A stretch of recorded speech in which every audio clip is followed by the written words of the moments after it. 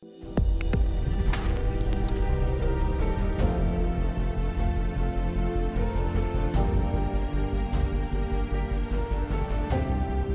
And many people might not realize you said 2016. So 6 years you've been available, you've been out there. You mentioned that when you first started looking into the solution that, you thought maybe there's got to be solutions out there already. There's got to be people out there already. Were you surprised with what you found? I mean, I was surprised to hear about the percentage of people that don't read Braille, and that was quite surprising to me. Were you surprised by what you found, and what makes you different than what was available even in the app ecosystem? Right. So I was surprised that there's not a lot of options. At a time there were almost no options. I mean, there were a few options available. Some of them were really low tech, and I'm talking about actual speakers with RFID type of band that you need to kind of something that could, like, even in theory couldn't scale. I think the others would be mainly focused on outdoors, as GPS was already around, which was great. Some of these apps are still available. Well, we're in great touch, and I have a lot of respect to everyone in this ecosystem. But I was mainly surprised by the fact that there's not a lot of options, right? Then I think we started the company in 2016, but we actually launched it in 2017. Again, in Israel. At the time, there were, I think in 2018-ish, there were a bit more companies, more apps that popped up next to us with different focus. And we also kind of sharpened our focus along the way.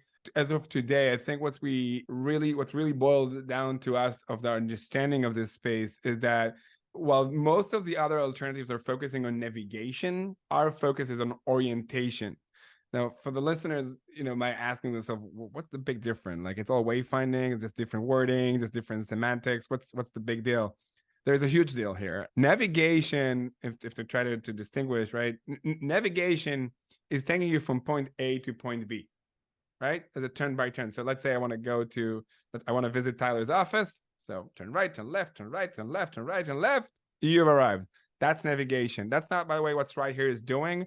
We do have some navigation features in the outdoors, but in the indoor environment, we're not offering that, right? We're offering orientation. So what is orientation? Orientation is just knowing where you are, knowing what is there, knowing what's around you, and consuming the special information about the space in the context of where you are currently at. That's what our focus is. By the way, it's not better than navigation or worse than it's just two different things. Sometimes you do have a certain task where you need to visit Tyler, you need to get to his office. So navigation would be great.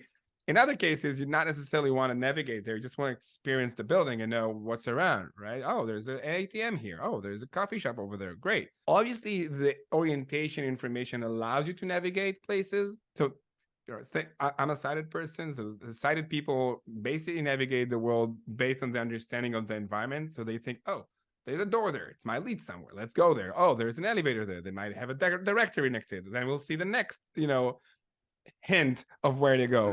Mm-hmm. So that's how we sighted people basically navigate. Well, there are specific places that have indoor navigation tools, but that's still rare. And it's rare for a reason. And the reason it's rare is because as of today, it's still a huge challenge. Providing a good indoor navigation experience is a huge, huge challenge, not just from the technological standpoint, but from the economical standpoint as well, right? So there are great technology that I came across with indoor navigation. Almost always the problem is when it's come to economics, and then, oh, hold on, do we need to spend so much, like it's from a facility standpoint, so much on providing that type of experience? You know what, maybe we don't need that. Our philosophy, or my philosophy, is that everyone should be able to feel and be independent wherever they go, just equally to anyone else. If me as a sighted person, I have the visual signs around me, it just feels right if the possibility and the technology and the economics is there to provide it, again, in an audio format for those who might need that this way. So focusing on orientations helps us to deploy and grow much faster. It's required way less of infrastructure, way less of mapping, positioning efforts. And it also requires way less of money involved. It's just much more affordable.